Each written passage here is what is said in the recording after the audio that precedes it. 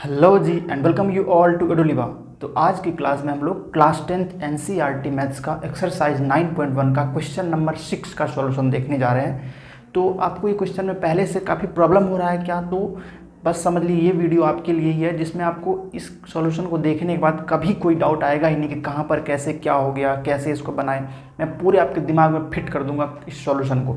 तो चलिए बढ़ते हैं क्वेश्चन के सॉल्यूशन की तरफ। क्वेश्चन कहता है कि एक 1.5 मीटर लंबा लड़का है जो एक 30 मीटर हाइट वाली बिल्डिंग के टॉप को देख रहा है, ठीक। और लड़का का शुरू में जो एंगल ऑफ एलिवेशन बन रहा है ना, वो 30 डिग्री है।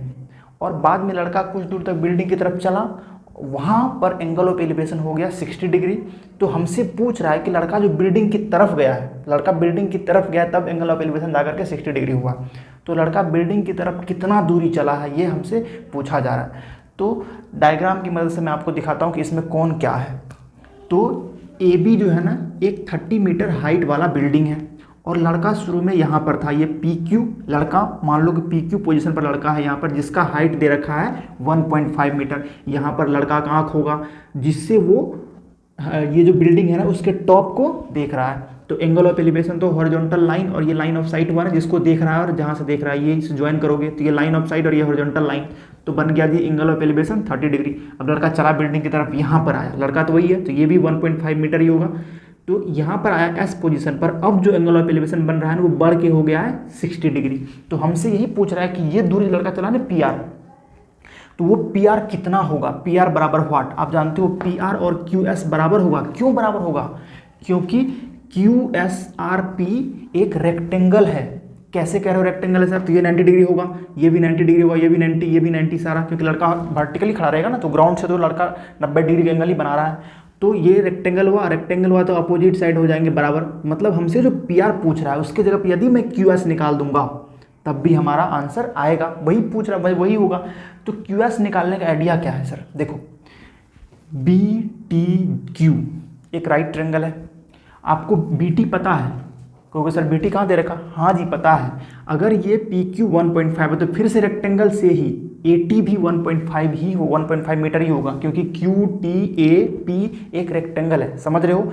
तो ये हो गया 1.5 और ये पूरा है 30। तो पूरे 30 में से ये 1.5 घटा दोगे तो ये बी टी नहीं बनेगा, जो कितना हो जाएगा, बी टी बराबर 30 माइनस 1.5, तो घटा करके हो जाएगा आपका 28.5। तो आपका बी टी कितना हो गया? 28.5 मीटर, ठीक है। तो हमें इस वाले एंगल के लिए देखो, ये बी टी परपेंडिकुलर और बड़े ट्रायंगल में देखो तो क्यू टी होगा बेस। तो यदि मैं 30 डिग्री लगाऊंगा, 10 थीटा, जहाँ पर थीटा 30 डिग्री है, तो हमें बेस मिल जाएगा क्यू टी। और same triangle B T S में करेंगे, जहाँ पर 60 डिग्री लगाएंगे तो हमें ये मिल जाएगा। और क्यू टी में से एस टी को घटाओगे ना, क्यू टी में से एस टी को घटा दो तो क्यू एस बचेगा। और क्यू एस और पी आर तो बराबर है, तो यही ना दूरी है जो हमसे पूछा जा रहा था, निकल जाएगा। समझ में आ गया ना? तो चलिए अब इसको लिख देते हैं ताकि आपको लिखा हुआ भी सबूत मिले कि क्या कैसे लिखते हैं कौन चीज़। तो हमारा ए बी बिल्डिंग है ना, तो हम लोग क्या लिखेंगे? Let A B is a building. A B जो है ना सर वो बिल्डिंग है, समझ पा रहे हो। And P Q is a boy. P Q जो है ना सर वो लड़का है। और शुरुआत में एंगल ऑफ एलिवेशन बन रहा है 30 डिग्री और बाद में हो गया है 60 डिग्री, जब लड़का बिल्डिंग की तरफ कुछ दूर चला है तब। तो ए बी कितना है? ए बी तो 30 मीटर है सर, जो बिल्डिंग का हाइट है। पी क्यू जो है ना वो लड़के का हाइट है, जो बराबर होगा 80 के, जो बराबर होगा 80 के, और वो है 1.5 मीटर, समझ रहे हो आप। और शुरू में जो एंगल ऑफ एलिवेशन है ना, एंड एंगल क्यू जो पहले बन रहा था एंगल ऑफ एलिवेशन वो 30 डिग्री, एंड एंगल एस जो है ना वो है 60 डिग्री। तो अब देखो हम वही आइडिया लगाएंगे। हमारा आपको पता है कि बी टी जो है ना वो कैसे आप निकालोगे, तो ए बी में से आप ए टी को सब्ट्रैक्ट कर दो। ए बी देखो, ये हो गया ए बी, ये पूरा बिल्डिंग का हाइट, उसमें से ए टी को घटा दो तो यही बी टी बचेगा ना। मतलब कितना? ए बी तो 30 है, माइनस 80 है 1.5, तो घटाने पर आपको बचेगा 28.5 मीटर। तो सर बी टी हो गया 28.5 मीटर। अब हम ट्रायंगल बी टी क्यू में आएंगे।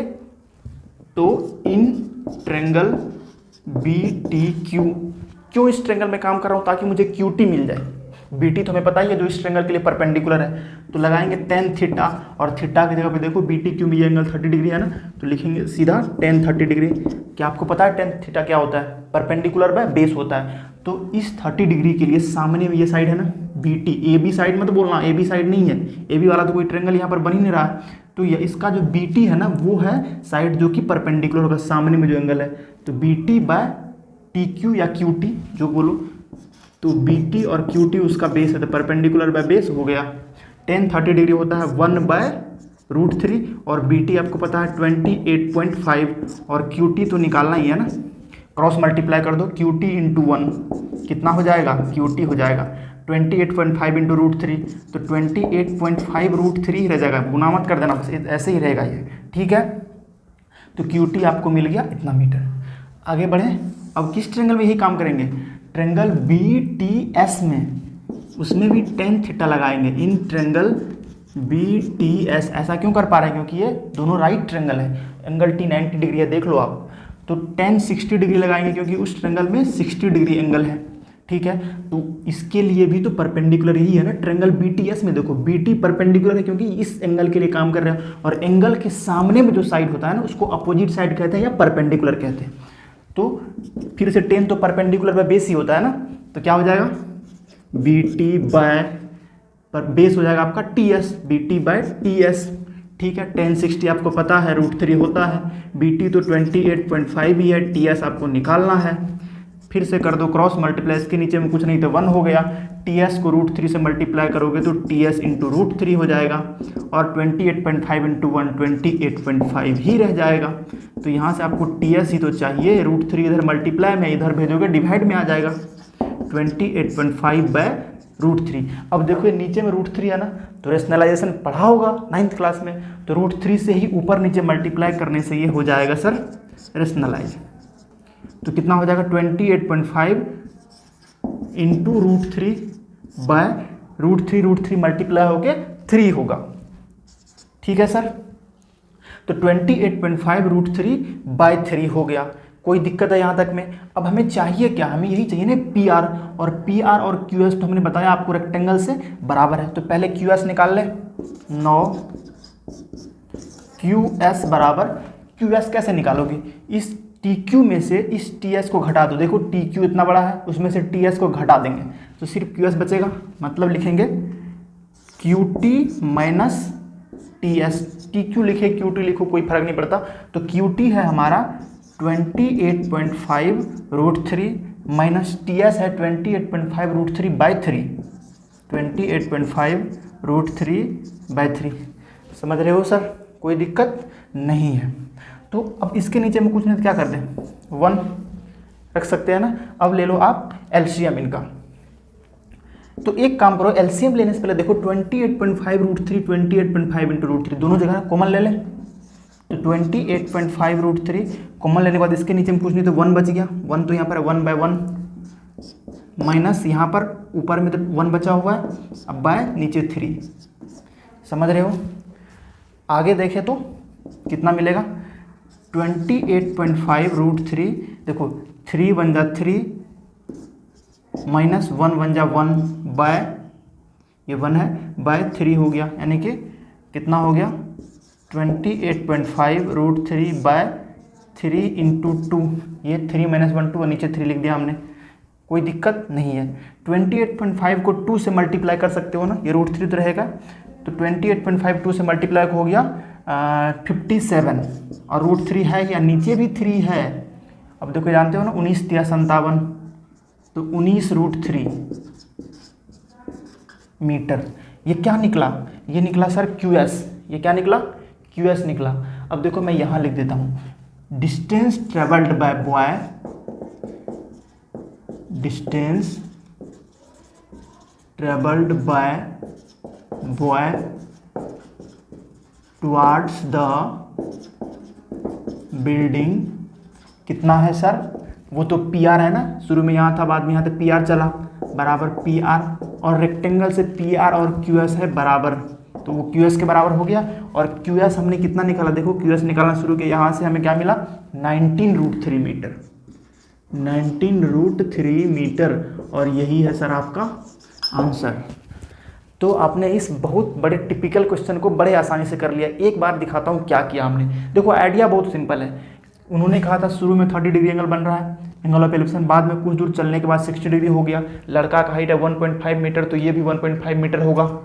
बिल्डिंग का हाइट है 30 मीटर, तो यहाँ से हमने घटा करके ये BT निकाल लिया। अब हमें BT पता है, हमें यही दूरी चाहिए। तो लड़का कितना दूर चला, PR और QS एक ही बात है, दोनों बराबर ही है। तो हमने क्या किया, इसमें 10 लगाया, 10 लगाया तो ये बेस निकला QT।